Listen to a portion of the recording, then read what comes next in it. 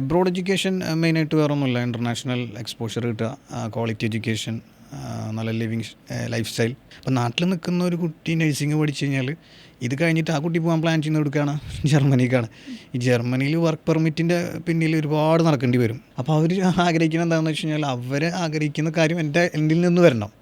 അതായത് ഞാൻ നീറ്റില്ലെങ്കിലും പുറത്ത് പോയി പഠിക്കാം, അത് ഏതൊരു ഏജൻസിയിൽ നിന്ന് അവർ കേട്ടത് ഞാനത് എൻ്റെ വായിൽ നിന്നത് വരണം എന്നുള്ളതാണ്. ഇപ്പം നമ്മുടെ നാട്ടിൽ പണ്ടൊക്കെ സ്റ്റുഡൻസ് കൂടുതലും ഹയർ സ്റ്റഡീസിന് വേണ്ടിയിട്ട് ഓപ്റ്റ് ചെയ്തിട്ടുണ്ടായിരുന്നത് നമ്മുടെ നാട്ടിൽ തന്നെയുള്ള ഇപ്പോൾ ചെന്നൈ, ബാംഗ്ലൂർ അങ്ങനത്തെ സ്ഥലങ്ങളായിരുന്നു. ഇപ്പോൾ അതിനൊന്നൊരു മാറ്റം വന്നിട്ടുണ്ടല്ലേ. ഇപ്പോൾ ആ ട്രെൻഡൊന്ന് മാറ്റി പിടിച്ചിട്ട് ഇപ്പോൾ കൂടുതൽ കുട്ടികൾ സ്റ്റഡീന് അബ്രോഡ് ആ ഒരു കോൺസെപ്റ്റിന് ഭയങ്കര അട്രാക്റ്റ് ചെയ്ത് നിൽക്കുന്നുണ്ട്. അപ്പോൾ എന്തുകൊണ്ടായിരിക്കും അങ്ങനെ ഒരു കോൺസെപ്റ്റ്? സ്റ്റഡി എബ്രോഡ് എഡ്യൂക്കേഷൻ മെയിനായിട്ട് വേറൊന്നുമില്ല. ഇൻ്റർനാഷണൽ എക്സ്പോഷർ കിട്ടുക, ക്വാളിറ്റി എഡ്യൂക്കേഷൻ, നല്ല living life style, post study work, അതുപോലെ ജോബ് ഓപ്പർച്യൂണിറ്റീസ്, ലൈഫ് സെറ്റിലാവുക. ഇതൊക്കെയാണെങ്കിലും നാട്ടിൽ നിന്ന് മാറി നിൽക്കുക, അതോടൊപ്പം തന്നെ നാട്ടുകാരെയും കൂട്ടുകാരെയൊക്കെ ഒന്ന് അറിയിക്കുക, ഒന്ന് സെറ്റിലായി പ്ലാൻ തന്നെയാണ് സ്റ്റഡി എബ്രോഡ് ഉദ്ദേശിക്കുന്നത്. പക്ഷേ എന്നിരുന്നാലും ഒരുപാട് ഓപ്പർച്യൂണിറ്റീസ് വരും. ഇപ്പോൾ നാട്ടിൽ നിൽക്കുന്ന പോലെയല്ല. ഒരു എക്സാമ്പിൾ പറയുകയാണെന്നുണ്ടെങ്കിൽ ഒരുപാട് നെറ്റ്വർക്ക്സുകളുണ്ട്. ഇപ്പോൾ ഒരുപാട് രാജ്യങ്ങളിൽ, യൂറോപ്യൻ രാജ്യങ്ങളിലെ ആളുകളോട് ഒന്ന് പഠിക്കുന്നതാണ്.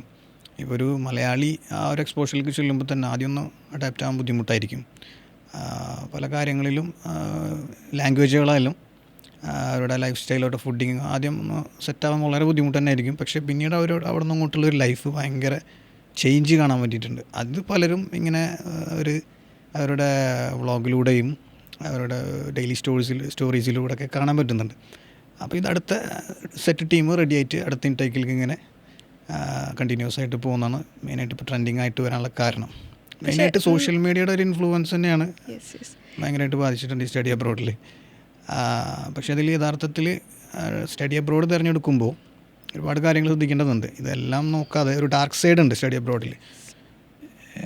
ഇപ്പോൾ എബ്രോഡ് എഡ്യൂക്കേഷൻ്റെ വേറൊരു മെരിറ്റ്സ് എന്തെന്ന് പറയുകയെന്ന് വെച്ച് കഴിഞ്ഞാൽ, ഇപ്പോൾ ഞാൻ നേരത്തെ പറഞ്ഞു നാട്ടിൽ നിൽക്കുന്നതിനേക്കാൾ കുറച്ചുകൂടെ പുറത്ത് പോയി പഠിക്കുന്നതിൻ്റെ ഒരു അഡ്വാൻറ്റേജ് ഞാൻ പറയുകയാണ്. ഇപ്പോൾ ഫോർ എക്സാമ്പിൾ നേഴ്സിംഗ്.